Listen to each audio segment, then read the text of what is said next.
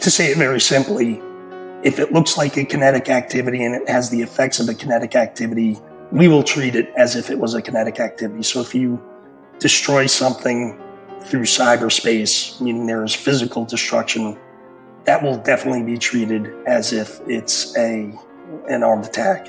And I think most nations would do likewise. The more vexing question is when something is destroyed or made inoperable without that element of physical destruction. I'm Stephanie Pell, and this is the Lawfare podcast, December 2nd, 2022. U.S. Cyber Command was established on May 21st, 2010, and is the second youngest unified combatant command after U.S. Space Command in the United States. As explained in the command history, U.S. Cyber Command operates globally in real time against determined and capable adversaries. Lawyers who work in the Office of the Staff Judge Advocate at Cyber Command provide legal advice on a range of issues, including the legality of offensive cyber operations. I sat down with Kurt Sanger, a recently retired Cyber Command lawyer, to discuss the kind of work he did and issues he addressed at U.S. Cyber Command. We talked about why the application of international law can be challenging in the cyber domain, some of the most vexing international legal issues with respect to offensive cyber operations, along with some legal issues he is observing in the context of the current armed conflict between Russia and Ukraine. It's the Lawfare podcast, December 2nd. Kurt Sanger on cyber conflict and the law. Kurt, you just retired from active duty less than a month ago. And for the past 8 years prior to your retirement, you held various legal positions, including Deputy Staff Judge Advocate at U.S. Cyber Command. For those listeners who may not be familiar, how would you describe the mission of U.S. Cyber Command? So let me explain first where Cyber Command falls in with the Department of Defense and how it relates to the other units at its level.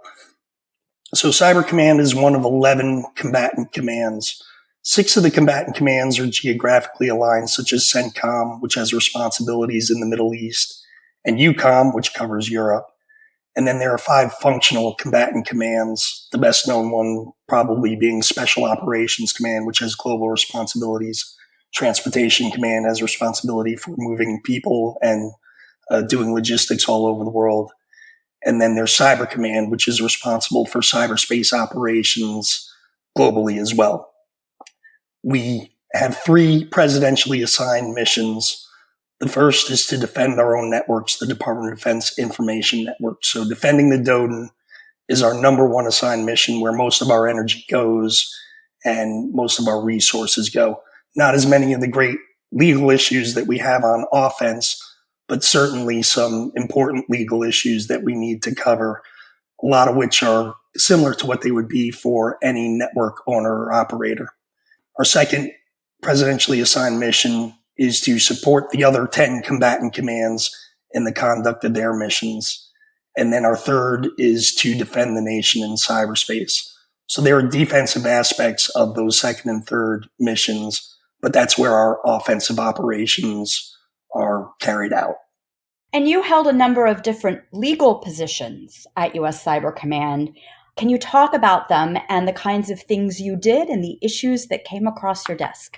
Of course. So I started out at Marine Corps Forces Cyber Command. So there was a service component for the Army, Navy, Air Force, Marines, and Coast Guard that sits under Cyber Command that supplies personnel and equipment to the combatant command, Cyber Command, as well as conduct some operational activities. So I started out with the Marine component for 3 years, where I was their staff judge advocate.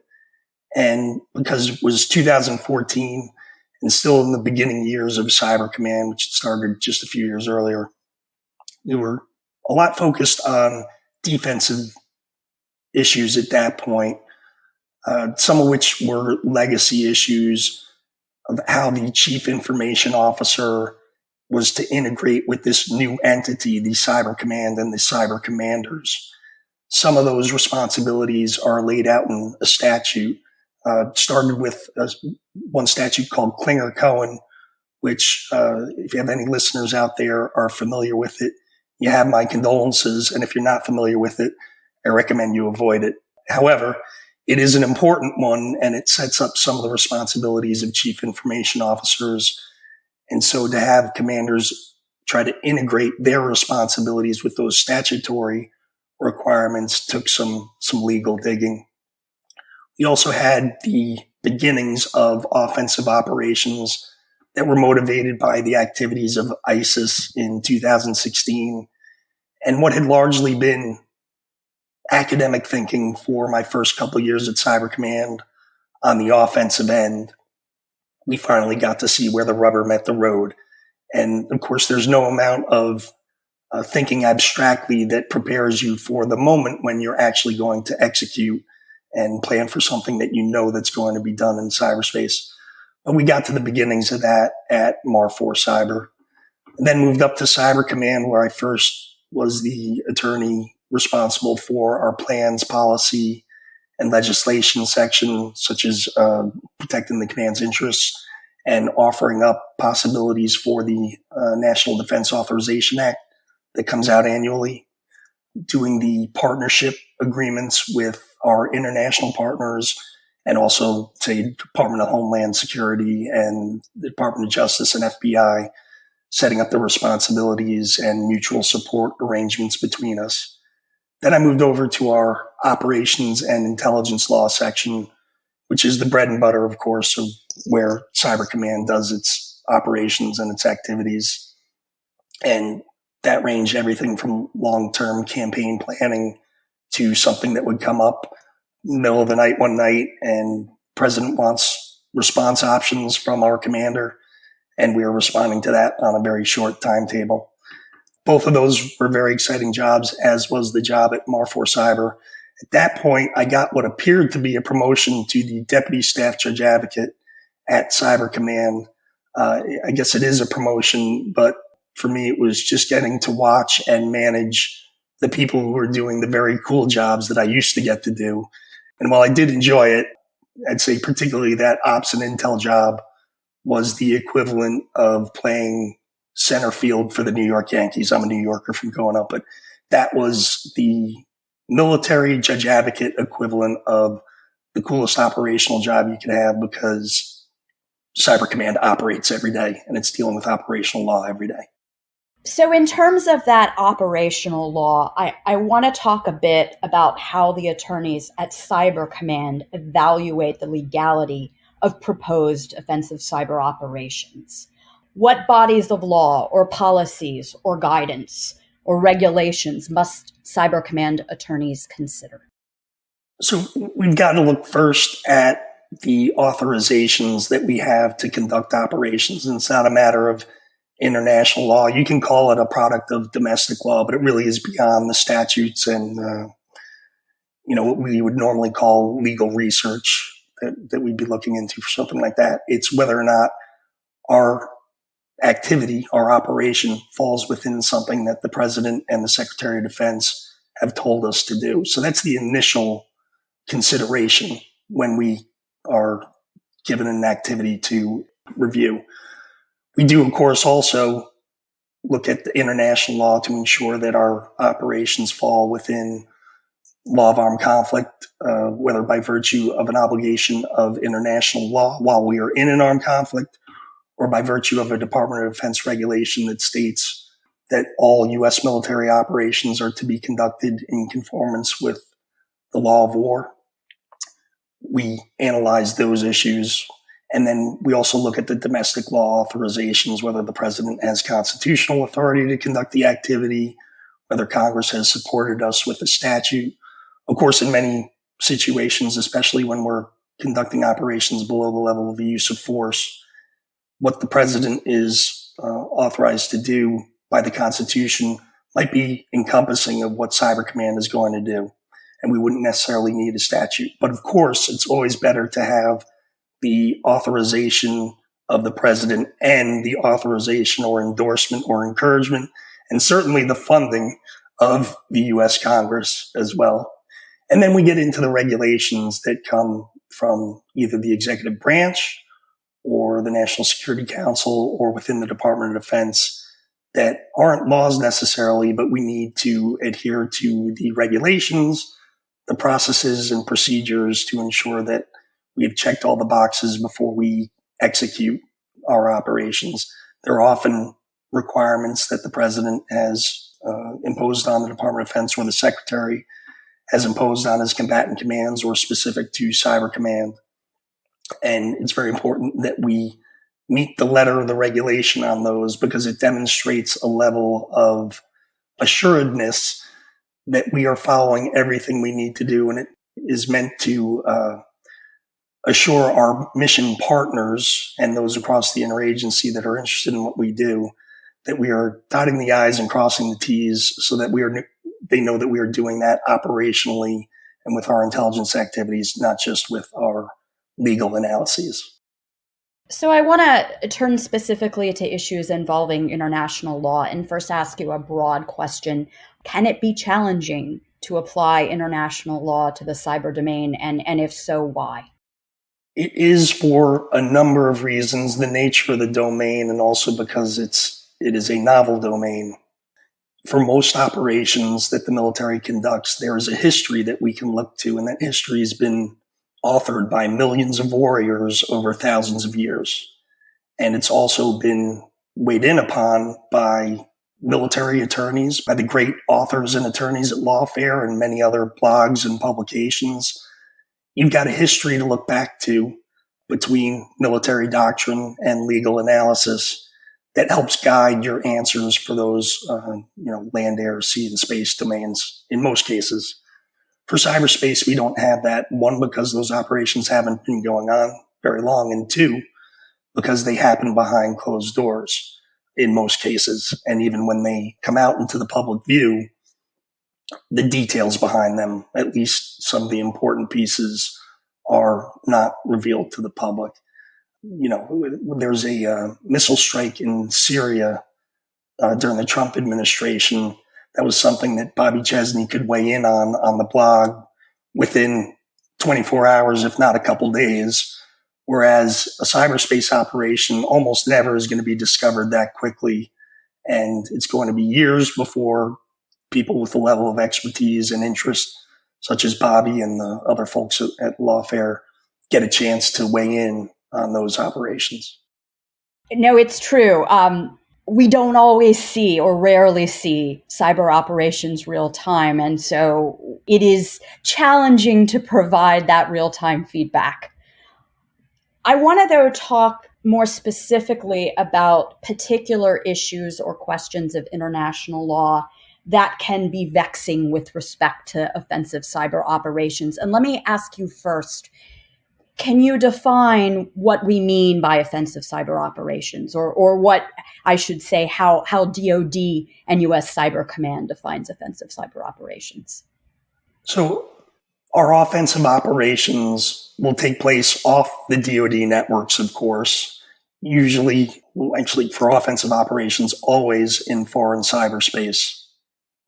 And they require a certain level of activity. So espionage, those sorts of things are mostly in a different category. But for offensive operations, it requires what we call D4M. That is deny, disrupt, degrade, potentially destroy, which we don't normally do. But then the M is manipulate through cyberspace. So even the manipulation of code could be very minor, would fall as a cyber effects operation. So it's really the effects that make an offensive operation offensive.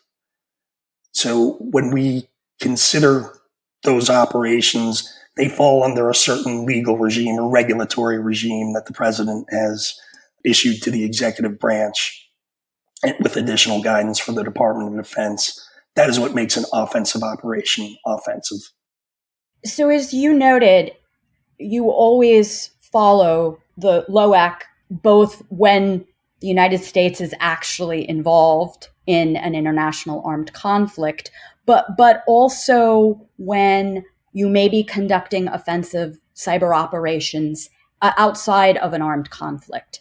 That may be a bit counterintuitive to some. Can you talk about why you would voluntarily apply LOAC outside of an armed conflict, and how you analyze the situation? I actually asked this of an old mentor who passed away recently, who will be well known to many of your listeners. Hayes Parks, a great Marine and also an Army civilian employee, a legend in our field. I reached out to him to find out what motivated that decision to impose by regulation what we might not have to adhere to outside an armed conflict. And it was really for simplicity, number one, to ensure that no matter what type of activity we were engaged in and what the conditions we engaged with it, that we were holding ourselves to the same standard, but also because we wanted to hold ourselves to the higher standard of the law of armed conflict, no matter what we were doing. Now, that manifests itself differently when we are in an armed conflict and we have a legal obligation versus when we are acting outside an armed conflict and not obligated by law, but rather by regulation to follow the principles of the law of armed conflict. It's much more frequent now because of cyberspace and being able to act below the level of a use of force. I mean, it wasn't long ago that most military operations that were of any consequence that involved another nation, they had to involve the law of armed conflict because they involve kinetic effects. Cyberspace gives you additional options and more benign options. And so these questions come up more frequently. And when we analyze the law of armed conflict under the regulation rather than under a legal obligation, the analysis is different because the equities are not the same. We're not concerned about killing or injuring civilians or military members of our adversaries, and we're not worried about property destruction in most cases. Of course, grave damage can be done through cyberspace, but most of the operations that our nation and our allies engage in don't involve that. So when we look at the regulatory requirement, we ensure that we are still protecting civilians. We ensure we're not interfering, and this goes well beyond what the law requires. We're not interfering with civilians' use of cyberspace unnecessarily. Everything's got to have that military necessity element, which if it were down to the bare bones of what it is we have to do, if that regulation did not exist, if we were not obligated to follow those principles in a non-armed conflict situation where the law of armed conflict does not apply, we'd still have a fiscal responsibility to Congress to only spend money and use resources while doing activities associated with an assigned mission, with a mission responsibility, because we can't spend money and use resources for things that are not essentially a business purpose or military purpose. So as you're well aware, the law of armed conflict prohibits the direct targeting of civilians for attack. You've mentioned, both inside and outside of an armed conflict, that Cyber Command considers the extent to which an offensive cyber operation would harm or prohibit civilian use of cyberspace. But of course, we've seen examples like of information operations where civilians are directly targeted. Can you talk a little bit more about that, or more broadly, how you think about the use of cyber operations with respect to targeting or at least affecting civilians when we're not talking about an actual attack? Right. So a cyberspace operation that might involve what appears to be civilian infrastructure, it would only happen if there was a military purpose for that activity. It was going to advance some mission that had been assigned to the Department of Defense. I hesitate to use the term dual use because it really is, it's either targetable or not targetable. It's either a military target or it's not a military target.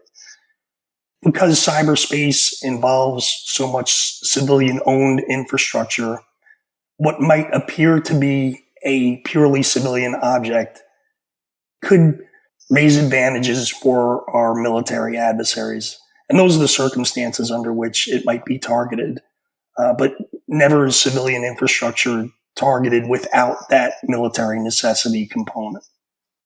So I want to turn to, I think, another interesting issue in international law, and that is when an offensive cyber operation could rise to and be considered an armed attack, which of course under Article 51 would give the victim state or country the right of self-defense. Is international law clear on when an offensive cyber operation could cross that armed attack threshold?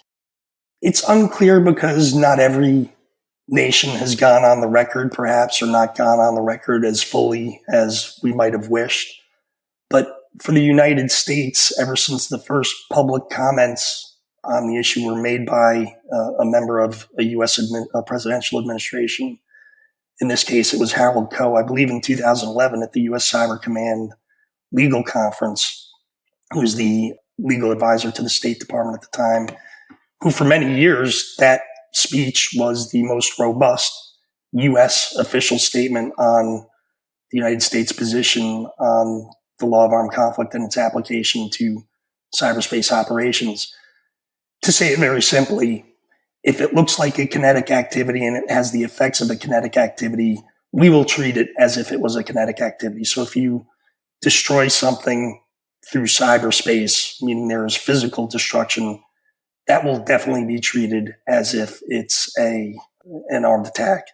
And I think most nations would do likewise. The more vexing question is when something is destroyed or made inoperable without that element of physical destruction. And so one scenario we often talk about is whether the systems of an economy are diminished or disrupted or destroyed, disabled in such a way that they're unusable, or they're unusable for a certain amount of time where it will have multiple levels of effect on an economy and on a society. That's a more difficult question. And I don't think that there's consensus on it right now. Although I certainly think as a political matter, if the effects are grave enough and extend throughout society significantly, that most nations are going to think about the potential for the use of force in response to something like that.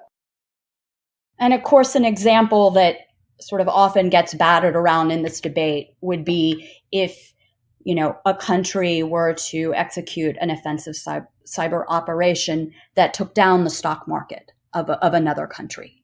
I gather what you're saying is you wouldn't be surprised if the victim country in that situation viewed that as an armed attack potentially. This is the kind of thing that we never had to confront as an office, luckily. But it's something that we would wargame just in discussion, whether it was in an academic setting or even just talking around the office. How would we treat something like this? And I would think that if our stock market, the U.S. stock market, was disabled and there were multiple levels of effect enduring throughout society, that we would consider, the United States, the administration would consider using force in response. And that force wouldn't necessarily have to come through cyberspace. As Harold Cohen said in that speech 10 plus years ago, we reserve the right to respond to something like that in cyberspace or out, regardless of its origin in cyberspace. And I think there are legal arguments that can justify that position, whether it's the similarity between the ultimate effect of the stock market being diminished. I mean, certainly if the markets are turned off, you can probably see a causal connection between that and deaths throughout society. We talk about it in terms of this is another one I'll throw out for your first year law students that might be listening. The Paulsgraf tort case that everyone who's been to law school probably knows. It's a question of proximate cause. If a cyber operation was the proximate cause of deaths, I certainly think that you can anticipate certain lethal results coming from the disabling of a market like our stock market. We might consider those results as the legal justification that what you have done violates the law of armed conflict and you have essentially committed an attack that violates the UN Charter. Now, that's up for debate. It's not a settled matter, and I can certainly see the arguments on the other side. However, I think that most nations would at least consider using force in response to an operation like that. It's an interesting argument, and I think interesting to compare to, for example, the kinds of effects you might get from economic sanctions, which have never been unlawful under international law, and unless some major humanitarian crisis ensued. In your view, is there a principled way to sort of distinguish offensive cyber operations that cause significant economic effects on an economy in a country with the kinds of significant economic effects that flow from sanctions? Sanctions have an element of process and public review. It may not be the case in all nations, but certainly for the United States and our allies, there would be a level of process and review and debate before we would impose sanctions on another nation that might have the same end result as a cyberspace operation to disable someone else's, another nation's economy.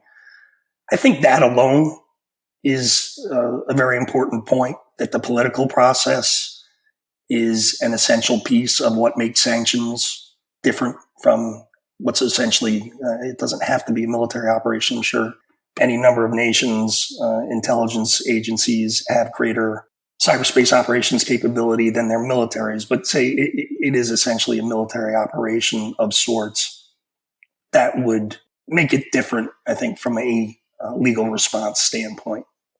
But that's a great question and definitely worth thinking about, especially if you're a listener to this podcast and want to publish something or have a paper due in your law school class. Excellent. I'm sorry to assign homework to anyone. Nobody's obligated. It'll be a new thing we work into podcasts, the assignment of homework section. Sure. So I want to now turn to, I think, what's another interesting debate in international law in the cyber domain, and that is the question of whether the notion of sovereignty is a principle versus a rule, a primary rule of international law, which would then impose legal obligations upon states. One of your former colleagues, Gary Korn, has been for some years now engaging both at conferences and in writing on a debate about this topic with Professor Michael Schmidt. Can you sort of summarize for us, first of all, like what's at the crux of this debate? So I should mention first that Gary Korn is my former boss and Mike Schmidt, one of my longtime mentors. And so I hate to disagree with either of them. And I don't think I'm going to have to while I discuss this. But if I do, I apologize to both or at least one of them. So sovereignty as a rule would say that there are certain aspects of sovereignty that you cannot violate on their own without further identification with a more specific rule that might fall under sovereignty, such as non-intervention or territorial incursion. Those who call sovereignty a principle say, yes, it is a description of a body of rules that prohibit certain activities, but you need to tie to one of those more specific activities, more specific rules, in order to say that something is prohibited as an activity. Specific to cyberspace and specific to my position at Cyber Command, think of it from in the boots I used to wear and those who are in the Cybercom Staff Judge Advocate Office now. They've got to go to a commander and say what is legal and not legal under international law. And those who say sovereignty is a rule that must be followed and prohibits certain activities, we might propose that to one of our commanders. The commander is going to ask us to be specific, and we're going to have to provide specificity. So we're either going to have to link back to one of those more specific sovereignty rules anyway, or we're going to have to identify activities that are prohibited by sovereignty as a rule. I've asked that question of some of the people who advocate the sovereignty as a rule position, and I've never heard the specificity that, what activities are prohibited just because sovereignty is a rule. We know that espionage isn't one of them, because espionage, while not explicitly legal, is practiced by most nations, and it is not prosecuted as, or even anyone is even accused of violating international law by conducting international espionage. So we know that there are some things you can do in another nation that goes on inside their borders and is not a violation of sovereignty. When you commit an attack in another nation, you know that you have violated sovereignty, or you are in an armed conflict, or potentially both. It's those activities in between, particularly those that fall below the level of the use of force, that involve some level of that D4M, the denial or manipulation of information, or the use of certain network assets. I've never heard the specificity. And without that specificity, I would link back to domestic law and say this rule of sovereignty sounds like it is void for vagueness. And it's not something that a judge would hold the command to. This is another one. I'm going to assign more homework, unfortunately. But this would be a great paper topic, because if we can identify those things under which sovereignty as a rule, the actual operational activities that sovereignty as a rule prohibits, that would go a long way in helping us resolve this debate. Because ultimately, I think in our office, we saw the danger of sovereignty as a principle versus sovereignty as a rule, what it would mean for America. Because, what's sauce for the goose is sauce for the gander. And if we're saying we expect Russia, China, the United Kingdom, France, all these nations, allies, and adversaries to live by this standard, then we need to live by that standard as well. And we need to expect others, our adversaries, to take advantage of it in operations against us. So resolving this issue would be important, and not only a great paper topic, but perhaps a great contribution to the legal analysis in this field. So let's talk a little bit about domestic law now. At the start of this conversation, you talked specifically about a number of regulations that guide the Cyber Command lawyer's analysis of when offensive cyber operations are legally permitted. What are some of the most challenging aspects of that analysis from a domestic perspective? So from the domestic standpoint, the first thing, of course, I mentioned earlier, is whether we have a mission authorization.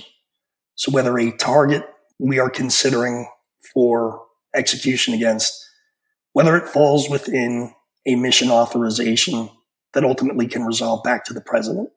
So our targets flow down and they flow up.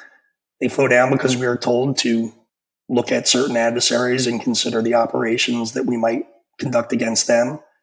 And there are days where our commander will get a call from the president or from the National Security Council and says, we need you to present options on this. And this will be another nation, and we will have to look at targets that are associated with that nation and propose options on how we might execute cyberspace operations against them. If we have an authorization already, then it makes it much easier to get through that part of the analysis, and then we go to the more, some of the other domestic law issues. But if we don't have an authorization yet, or it's not clear if we have an authorization yet, we have to do the analysis to say, all right, what authorization do we need to go out and get? Or is this authorization that we already have, maybe we didn't consider it for this type of target before, but does it actually fit? So it's not really a matter of domestic statute or even constitutional law. I mean, there's a constitutional aspect to it, but the question is, do we have an authorization already? Because mission authorization is sometimes the most important authorization you need to get. There's an acronym that we use in our office, which is CRAMP, that discusses all the things that one needs, that a unit needs in order to operate. The C and the R go together and the AMP go together. The C and the R are the capabilities and resources, so namely the service members, the civilians, the DoD and their contractors, as well as the money and the platforms and tools to conduct operations. then the AMP go together. The authority, the mission, and then permission is what they stand for. Authority is what we describe as the constitutional authority and or statutory authority. Unless, even if we have a statute, unless the president or the secretary has directed us to do something, that statute is not a mission. We need to be told by our chain of command to do something. There are other administrative things that Congress can tell us to do. But as far as the operational is concerned, that's an Article 2 responsibility. So A is that big authority. M is the mission assignment that we just talked about. And then the P is that last piece where you have checked all the boxes of the processes that we talked about earlier, gotten all the signatures, talked to all the offices and all the other interagency partners and sometimes international partners that we need to discuss with. And we present that back to our higher authority and say, we've done our due diligence. And then we get that P, the final permission to execute. And that's how we handle the domestic law issues. So during that analysis, we look at whether there are any statutes that might impact our operations. Congress has been very supportive of Cyber Command's missions. There are specific authorities in statute that identify our most capable adversaries, China, Russia, Iran, North Korea, the CRINC, as I refer to them, that they are specifically called out in statute. And as I said earlier, it's great to have presidential authorization, but it's always better, as Justice Jackson would support, it's always better to have the support of the president and Congress before you conduct your executive branch activity. So I would be remiss if I didn't talk with you about the kinds of cyber operations that we are seeing in the Russia-Ukraine armed conflict, and with the understanding that there is likely a lot going on that we aren't seeing publicly. Are there interesting legal issues, especially with respect to the application of LOAC to the cyber operations that we're seeing that have come to your attention? The most interesting one has legal and extra legal components. I think the extra legal ones are more compelling, but they're enmeshed, so they're worth discussing together. The United States and most NATO nations and others are supporting Ukraine in its defense of its nation. And one of the ways that we are supporting them is our commander, General Nakasone. He's my former commander now.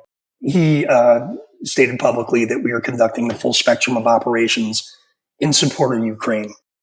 The concern with regard to any type of support, cyber operations or otherwise, to include the provision of weaponry, as NATO allies and the United States in particular has been doing, is whether that crosses a line that makes us a co-belligerent or violates our neutrality. Nations not belligerents in an armed conflict are required to remain neutral. Neutrality has some features that are complex and permit the provision of weaponry under most circumstances to a belligerent. But we have not crossed that line, certainly with the weapons we provided. That's known publicly. And the United States once accused Russia of doing something similar in Afghanistan while the United States was operating there. But that didn't make Russia a co-belligerent. Didn't violate their neutrality, most likely either. At least I never saw anything about it. But cyberspace operations is a much more difficult assessment because it's so new and we don't know what type of operation might lead Russia, who is not necessarily a genuine analyzer of international law, that more likely is going to make their legal analyses based on their strategic needs. It's what type of cyber operation might cause them to say, hey, nation X supporting Ukraine, you have done something that rises to a level that we now consider you a co-belligerent. And so we're all concerned, not only as a matter of international law, but also as a matter of perception and the strategic interests of Russia, what that line might be. I think most nations would be well served to be concerned about that line for all their cyberspace operations, because the course is uncharted as it is for something like the provision of weapons. The other interesting issue that arises is that there are many more civilians and civilian entities that can be involved in this conflict in a new way because of cyberspace. and other technology than previous conflicts. For example, Elon Musk's company providing satellites in support of Ukraine. I know there's been a lot of writing about that and whether those satellites are targetable and under what circumstances they might be targetable. And then also there are civilian hackers that have come to Ukraine's aid. Ukrainian officials had even called out for support from their volunteer hacker army to go after certain specific targets, which some hackers did to some effect. The thing you have to worry about if you are participating is whether or not you become a direct participant in hostilities. If you are providing a certain level of support to a belligerent, you may become targetable yourself. Again, these are uncharted waters for cyberspace operations and for civilian participation in them, but anyone who's participating in it should be well aware that they could violate the law of armed conflict through their hacking, and they also should know that they certainly would be violating the domestic law of the United States by conducting hacking activities, even if those activities are aligned to United States policy. You never know when one of your hacking activities is going to be on the same system that an intelligence agency is collecting information on, or Cyber Command might be conducting operations on, or you just want to keep the lines open for some diplomatic reason. You may be interfering with U.S. policy rather than supporting it. So these are important considerations, and any type of hacking under the Computer Fraud and Abuse Act is prosecutable, even if you think it might be helping the United States support to Ukraine. And, there are many more interesting issues that have come out of this conflict, some which the United States are not involved in, but are just raised between the two parties. But those are the most interesting ones. Anything else that you'd like to share with our listeners? Well, actually, let me make one advertisement. Cyber Command is now seeking out interns for the Cybercom Staff Judge Advocate Office. So if you are going to be in your third year of law school next year, they are taking applications for those in that position. So the advertisement can be found on the Cyber Command website. It might be locatable elsewhere soon. So if you are interested in that, feel free to find me on LinkedIn and I will point you the way, or go find it on the Cyber Command website. The other thing I'd say is that this is a very exciting legal practice. There's not a lot of things in law that are brand new. I'm sure there are plenty of tort lawyers and contract lawyers and property lawyers who are finding new things in their fields, but their fields are also governed by hundreds, if not thousands of years of human experience and legal practice. We don't have that in cyberspace. And so even after 11 or 12 years, we're still on the ground floor for much of that legal practice. And though I had 8 years working in this space, 6 months from now, most of what I know will be obsolete, and somebody who's working over the next six months will probably know more than me. So you can still get on the game, and you are not behind the power curve if you do it now. Well, we'll leave it there for today. Thank you so much for joining me. No, this is an honor, Stephanie. Thanks to Lawfare. It's been great being here, and I really appreciate you having me on. The Lawfare podcast is produced in cooperation with the Brookings Institution. You can get ad-free versions of this and other Lawfare podcasts by becoming a Lawfare Materials supporter at patreon.com/Lawfare.